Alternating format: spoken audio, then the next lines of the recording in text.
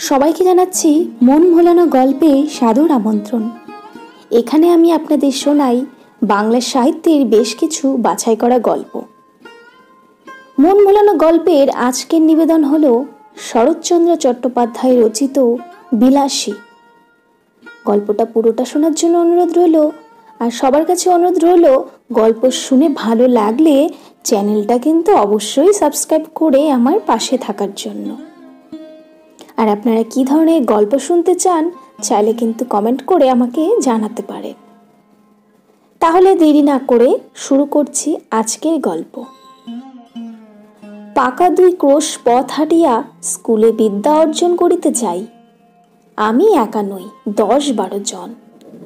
যাহাদেরই বাড়ি পল্লীগ্রামে তাহাদেরই ছেলেদের শতকরা 80 জনকে এমনি করিয়াই বিদ্যা লাভ করিতে হয়। ইহাতে লাভের অঙ্কে শেষ পর্যন্ত একেবারে শূন্য না পড়িলেও যাহা পড়ে তাহার হিসাব করিবার পক্ষে এই কয়টা কথা চিন্তা করিয়া দেখিলেই যথেষ্ট হইবে যে যে ছেলেদের সকাল 8টার মধ্যে বাহির হইয়া যাতায়াতে 4 ক্রোশ পথ ভাঙিতে হয়। 4 ক্রোশ মানে 8 মাইল নয়, ঢের বেশি। বর্ষার দিনে মাথার ওপর মেঘের জল ও পায়ের নিচে 1 হাঁটু কাদা, এবং গ্রীষ্মের দিনে জলের বদলে কড়া সূর্য এবং কাদার বদলে ধুলার সাগর সাঁতার দিয়া স্কুল ঘর করিতে হয়। সে দুর্ভাগা বালকদের মা সরস্বতী খুশি হইয়া বর দিবেন কি, তাহাদের যন্ত্রণা দেখিয়া কোথায় যে তিনি মুখ লুকাইবেন ভাবিয়া পান না। তারপরে কৃতবিদ্য শিশুর দল বড় হইয়া একদিন গ্রামেই বসুন আর ক্ষুধার জ্বালায় অন্যত্রই যান। তাদের 4 ক্রোশ হাঁটা বিদ্যার তেজ আত্মপ্রকাশ করিবেই করিবে। কেহ কেহ বলেন শুনিয়াছি, আচ্ছা যাদের ক্ষুধার জ্বালা তাদের কথা না হয় নাই ধরিলাম, কিন্তু যাদের সে জ্বালা নাই তেমন সব ভদ্রলোকেই বা কি সুখে গ্রাম ছাড়িয়া পলায়ন করেন? তারা বাস করিতে থাকিলে তো পল্লীর এ দুর্দশা হয় না। ম্যালেরিয়ার কথাটা না হয় নাই পারিলাম, সে যাক, কিন্তু ওই 4 ক্রোশ হাঁটার জ্বালায় কত ভদ্রলোকেই যে ছেলেপুলে লইয়া গ্রাম ছাড়িয়া শহরে পালান তাহার আর সংখ্যা নাই। তারপরে একদিন ছেলেপুলেরও পড়াও শেষ হয় বটে, তখন কিন্তু শহরের সুখ সুবিধার রুচি লইয়া আর তাদের গ্রামে ফিরিয়া আসা চলে না। কিন্তু থাক এ সকল বাজে কথা। স্কুলে যাই, 2 কোষের মধ্যে এমন আরো 2-3 খানা গ্রাম পার হইতে হয়। কার বাগানে আম পাকিতে শুরু করিয়াছে, কোন বনে বৈচি ফল অপর্যাপ্ত হইয়াছে, কার গাছে কাঁঠাল এই পাকিল বলিয়া কার বর্তমান রম্ভার কাঁদি কাটিয়া লইবার অপেক্ষা মাত্র, কার কানাচে ঝোপের মধ্যে আনারসের গায়ে রং ধরিয়াছে, কার পুকুর পাড়ের খেজুতি মেথি কাটিয়া খাইলে ধরা পড়িবার সম্ভাবনা অল্প, এই সব খবর লইতেই সময় যায়। কিন্তু আসল যা বিদ্যা, কামস্কটকার রাজধানীর নাম কি এবং সাইবেরিয়ার খনির মধ্যে রূপা মেলে না সোনা মেলে, এই সকল দরকারি তথ্য অবগত হইবার ফুরসতি মেলে না। জনৈক পল্লী বালকের ডায়েরি হইতে নকল। তার আসল নামটা কাহারও জানিবার প্রয়োজন নাই, নিষেধও আছে। ডাক নামটা না হয় ধরুন ন্যাড়া। কাজেই এক্সামিনের সময় এডেনকে জিজ্ঞাসা করিল বলে পায়সরিয়ার বন্দর আর হুমায়ুনের বাপের নাম জানিতে চাহিলে লিখিয়া দিয়া আসি তোগুলো খা। এবং আজ 40-এর কোঠা পার হইয়াও দেখি ও সকল বিষয়ের ধারণা প্রায় একরকমই আছে। তারপরে প্রমোশনের দিন মুখ ভার করিয়া বাড়ি ফিরিয়া আসিয়া কখনো বা দল বাঁধিয়া মতলব করি মাস্টারকে ঠেঙানো উচিত, কখনো বা ঠিক করি অমন বিশ্রী স্কুলে ছাড়িয়ে দেওয়াই উচিত। আমাদের গ্রামের একটি ছেলের সঙ্গে মাঝে মাঝে স্কুলের পথে দেখা হতো। তার নাম ছিল মৃত্যুঞ্জয়। আমাদের চেয়ে সে বয়সে অনেক বড়, 3rd ক্লাসে পড়িত। কবে যে সে প্রথম 3rd ক্লাসে উঠিয়াছিল এ খবর আমরা কেহই জানিতাম না। সম্ভবত তাহা প্রত্নতাত্ত্বিকের গবেষণার বিষয়। আমরা কিন্তু তাহার ওই 3rd ক্লাসটাই চিরদিন দেখিয়া আসিয়াছি। তাহার 4th ক্লাসে পড়ার ইতিহাসও কখনো শুনি নাই, 2nd ক্লাসে ওঠারও কখনো খবর পাই নাই। মৃত্যুঞ্জয়ের বাপ মা ভাই বোন কেহ ছিল না। ছিল শুধু গ্রামের এক প্রান্তে একটা প্রকাণ্ড আম কাঁঠালের বাগান, আর তার মধ্যে একটা পোড়ো বাড়ি, আর ছিল এক জ্ঞাতি খুড়া। খুড়ার কাজ ছিল ভাইপোর নানাবিধ দুর্নাম রটনা করা। সে গাঁজা খায়, সে গুলি খায়, এমনই আরো কত কি। তার আরো একটা কাজ ছিল বলিয়া বেড়ানো, ওই বাগানের অর্ধেকটা তার নিজের অংশ, নালিশ করিয়া দখল করার অপেক্ষা মাত্র। অবশ্য দখল একদিন তিনি পাইয়াছিলেন বটে, কিন্তু সে জেলা আদালতে নালিশ করিয়া নয়, উপরের আদালতের হুকুমে। কিন্তু সে কথা পরে হইবে। মৃত্যুঞ্জয় নিজে রাধিয়া খাইত এবং আমের দিনে ওই আম বাগানটা জমা দিয়াই তাহার সারা বৎসরের খাওয়া পড়া চলিত, এবং ভালো করিয়াই চলিত। যেদিন দেখা হইয়াছে সেই দিনই দেখিয়াছি মৃত্যুঞ্জয় ছেঁড়া খোড়া মলিন বইগুলি বগলে করিয়া পথের এক ধার দিয়া নীরবে চলিয়াছে। তাহাকে কখনো কাহারও সহিত যাচিয়া আলাপ করিতে দেখি নাই, বরঞ্চ উপযাচক হইয়া কথা কহিতাম আমরাই। তাহার প্রধান কারণ ছিল এই যে দোকানের খাবার কিনিয়া খাওয়াইতে গ্রামের মধ্যে তাহার জোর ছিল না। আর শুধু ছেলেরাই নয়, কত ছেলের বাপ কতবার যে গোপনে ছেলেকে দিয়া তাহার কাছে স্কুলের মাহিনা হারাইয়া গেছে, বই চুরি গেছে ইত্যাদি বলিয়া টাকা আদায় করিয়া লইত, তাহা বলিতে পারি না। কিন্তু ঋণ স্বীকার করা তো দূরের কথা, ছেলে তাহার সহিত একটা কথা কহিয়াছে এ কথাও কোনো বাপ ভদ্র সমাজে কবুল করিতে চাহিত না। গ্রামের মধ্যে মৃত্যুঞ্জয়ের ছিল এমনই সুনাম। অনেকদিন মৃত্যুঞ্জয়ের সহিত দেখা নাই। একদিন শোনা গেল সে মরমর, আরেকদিন শোনা গেল মালপাড়ার এক বুড়া মাল তাহার চিকিৎসা করিয়া এবং তাহার মেয়ে বিলাসী সেবা করিয়া মৃত্যুঞ্জয়কে যমের মুখ হইতে এ যাত্রা ফিরাইয়া আনিয়াছে। অনেক দিন তাহার অনেক মিষ্টান্নের সদ্যোদয় করিয়াছি। মনটা কেমন করিতে লাগিল। একদিন সন্ধ্যার অন্ধকারে লুকাইয়া তাহাকে দেখিতে গেলাম। তাহার পুরো বাড়িতে প্রাচীরের বালাই নাই। স্বচ্ছন্দে ভিতরে ঢুকিয়া দেখি ঘরের দরজা খোলা, বেশ উজ্জ্বল একটি প্রদীপ জ্বলিতেছে, আর ঠিক সম্মুখেই তক্তপোষের ওপর পরিষ্কার ধবধবে বিছানায় মৃত্যুঞ্জয় শুইয়া আছে। তাহার কঙ্কালসার দেহের প্রতি চাহিলেই বুঝা যায় বাস্তবিক যমরাজ চেষ্টার কোনো ত্রুটি করেন নাই, তবে যে শেষ পর্যন্ত সুবিধা করিয়া উঠিতে পারেন নাই সে কেবল ওই মেয়েটির জোরে। সে শিওরে বসিয়া পাখার বাতাস করিতেছিল। অকস্মাৎ মানুষ দেখিয়া চমকিয়া উঠিয়া দাঁড়াইল। এই সেই বুড়া সাপুরের মেয়ে বিলাসী। তার বয়স 18 কি 28 ঠাউর করিতে পারিলাম না, কিন্তু মুখের প্রতি চাহিবা মাত্রই টের পাইলাম বয়স যাই হোক, খাটিয়া খাটিয়া রাত জাগিয়া জাগিয়া ইহার শরীরে আর কিছু নাই। ঠিক যেন ফুলদানিতে জল দিয়া ভিজাইয়া রাখা বাসি ফুলের মতো। হাত দিয়া এতটুকু স্পর্শ করিলে, এতটুকু নাড়াচাড়া করিতে গেলেই ঝরিয়া পড়িবে। মৃত্যুঞ্জয় আমাকে চিনিতে পারিয়া বলিল, কে ন্যাড়া? বলিলাম, মৃত্যুঞ্জয় কহিল, বসো। মেয়েটা ঘাড় হেট করিয়া দাঁড়াইয়া রহিল। মৃত্যুঞ্জয় 2-4টা কথায় যাহা কহিল তাহার মর্ম এই যে প্রায় 1.5 মাস হইতে চলিল সে শয্যাগত। মধ্যে 10-15 দিন সে অজ্ঞান অচৈতন্য অবস্থায় পড়িয়াছিল। এই কয়েকদিন হইল সে লোক চিনিতে পারিতেছে, এবং যদিচ এখনো সে বিছানা ছাড়িয়া উঠিতে পারে না, কিন্তু আর ভয় নাই। ভয় নাই থাকুক, কিন্তু ছেলে মানুষ হইলেও এটা বুঝিলাম, আজও যাহার শয্যা ত্যাগ করিয়া উঠিবার ক্ষমতা হয় নাই, সেই রোগীকে বনের মধ্যে একাকী যে মেয়েটি বাঁচাইয়া তুলিবার ভার লইয়াছিল, সে কত বড় গুরুভার। দিনের পর দিন, রাত্রির পর রাত্রি তাহার কত সেবা, কত শুশ্রূষা, কত ধৈর্য, কত রাত জাগা, সে কত বড় সাহসের কাজ। কিন্তু যে বস্তুটি এই অসাধ্য সাধন করিয়া তুলিয়াছিল, তাহার পরিচয় যদিচ সেদিন পাই নাই, কিন্তু আর একদিন পাইয়াছিলাম।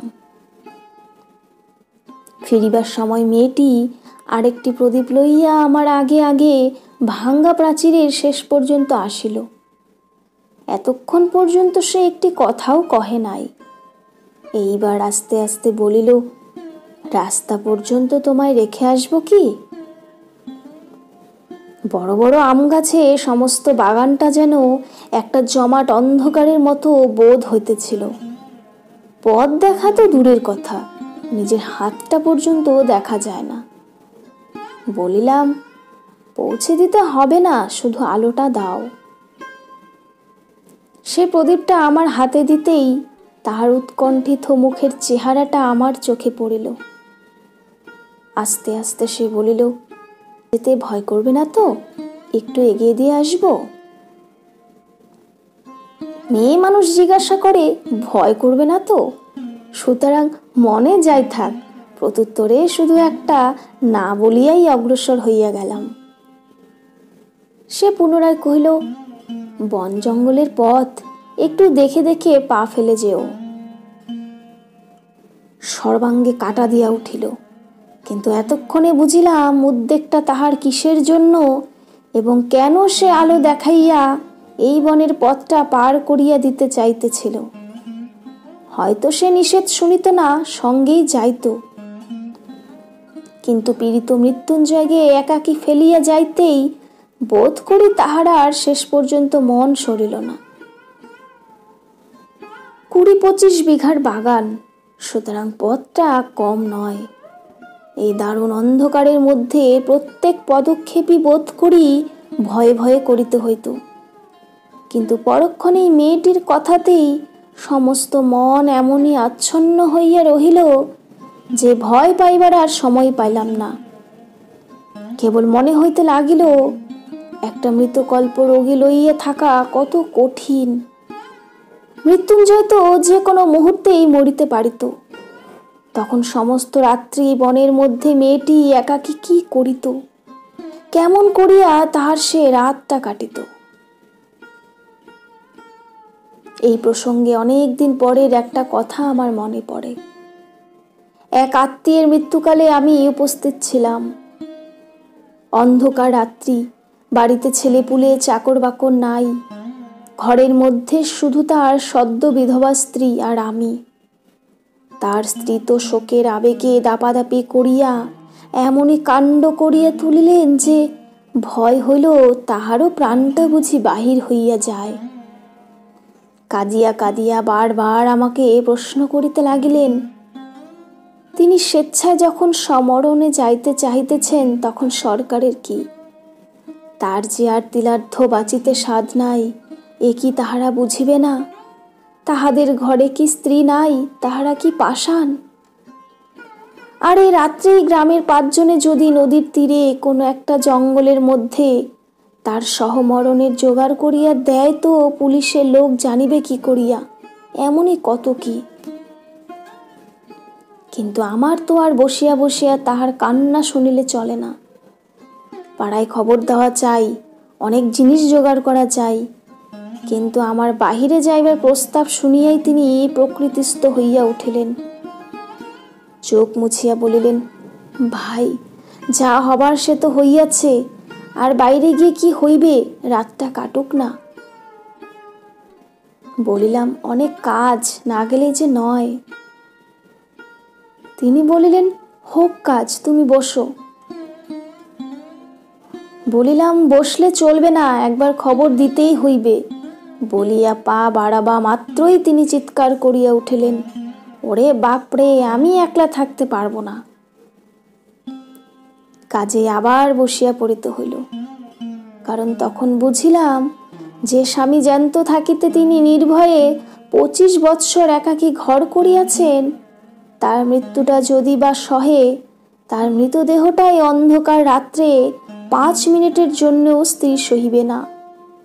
বুক যদি কিছুতে ফাটে তো সেই মৃত স্বামীর কাছে একলা থাকিলে। কিন্তু দুঃখটা তাহার তুচ্ছ করিয়া দেখানো আমার উদ্দেশ্য নহে, কিংবা তাহা খাঁটি নয় এ কথা বলাও আমার অভিপ্রায় নহে, কিংবা একজনের ব্যবহারেই তাহার চূড়ান্ত মীমাংসা হইয়া গেল তাহাও নহে। কিন্তু এমন আরো অনেক ঘটনা জানি, যাহার উল্লেখ না করিয়াও আমি এই কথা বলিতে চাই যে শুধু কর্তব্য জ্ঞানের জোরে অথবা বহুকাল ধরিয়া একসঙ্গে ঘর করার অধিকারেই এই ভয়টাকে কোনো মেয়ে মানুষে অতিক্রম করিতে পারে না। ইহা আর একটা শক্তি, যাহা বহু স্বামী স্ত্রী 100 বৎসর একত্রে ঘর করার পরেও হয়তো তাহার কোনো সন্ধান পায় না। কিন্তু সহসা সেই শক্তির পরিচয় যখন কোনো নরনারীর কাছে পাওয়া যায়, তখন সমাজের আদালতে আসামি করিয়া তাহাদের দণ্ড দেওয়ায় আবশ্যক যদি হয় তো হোক, কিন্তু মানুষের যে বস্তুটি সামাজিক নয়, সে নিজে যে ইহাদের দুঃখে গোপনে অশ্রু বিসর্জন না করিয়া কোনো মতেই থাকিতে পারে না। প্রায় মাস 2 মৃত্যুঞ্জয়ের খবর লই নাই। যাহারা পল্লীগ্রামে দেখেন নাই, কিংবা ওই রেলগাড়ির জানালায় মুখ বাড়াইয়া দেখিয়াছেন, তাহারা হয়তো সবিস্ময় বলিয়া উঠিবেন, এ কেমন কথা! এ কি কখনো সম্ভব হইতে পারে যে অত বড় অসুখটা চোখে দেখিয়া আসিয়াও মাস 2 আর তার খবর নাই? তাহাদের অবগতির জন্য বলা আবশ্যক যে এ শুধু সম্ভব নয়, এই হইয়া থাকে।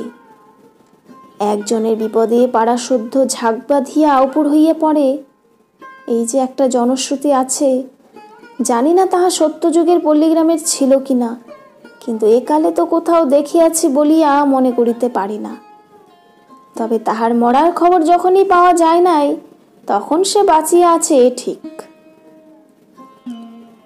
এমনই সময়ে হঠাৎ একদিন কানে গেল, মৃত্যুঞ্জয়ের সেই বাগানের অংশীদার খুড়া তোল পার করিয়া বেড়াইতেছে যে গেল গেল, গ্রামটা এবার রসাতলে গেল। নালতের মৃত্যুর বলিয়া সমাজে তার মুখ বাহির করিবার জোর রহিল না। অকাল কুষ্মাণ্ডটা একটা সাপুড়ের মেয়ে নিকা করিয়া ঘরে আনিয়াছে, আর শুধু নিকা নয়, তাও না হয় চুলায় যাক, তাহার হাতে ভাত পর্যন্ত খাইতেছে। গ্রামে যদি ইহার শাসন না থাকে তো বনে গিয়া বাস করিলেই তো হয়।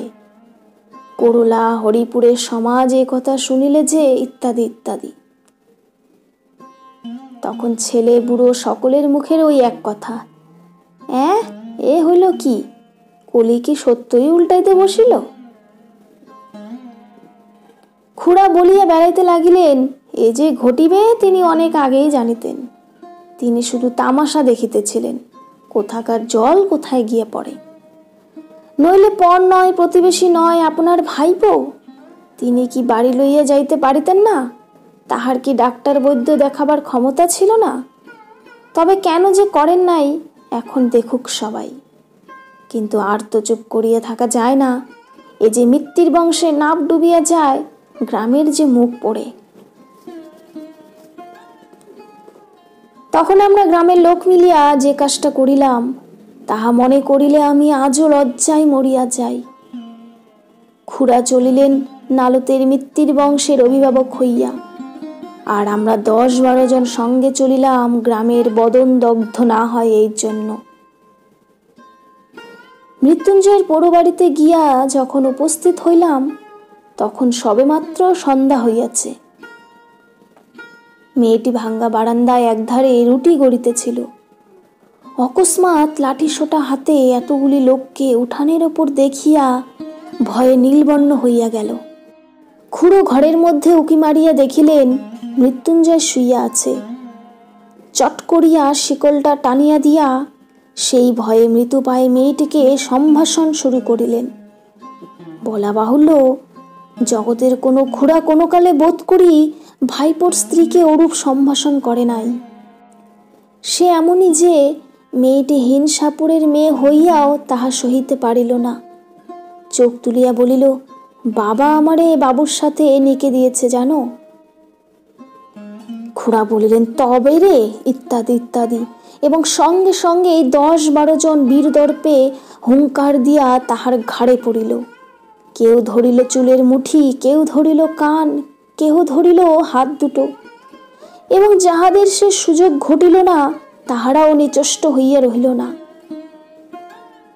কারণ সংগ্রামস্থলে আমরা কাপুরুষের ন্যায় চুপ করিয়া থাকিতে পারি, আমাদের বিরুদ্ধে এত বড় দুর্নাম রটনা করিতে বোধ করি নারায়ণের কর্তৃপক্ষেরও চক্ষু লজ্জা হইবে।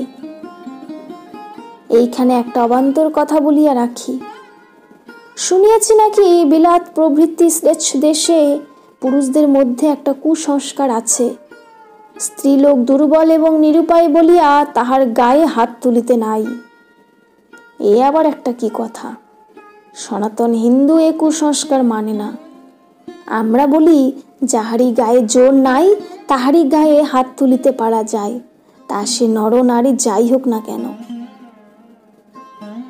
মেয়েটি প্রথমেই সেই যে একবার আর্তনাদ করিয়া উঠিয়াছিল, তারপরে একেবারে চুপ করিয়া গেল।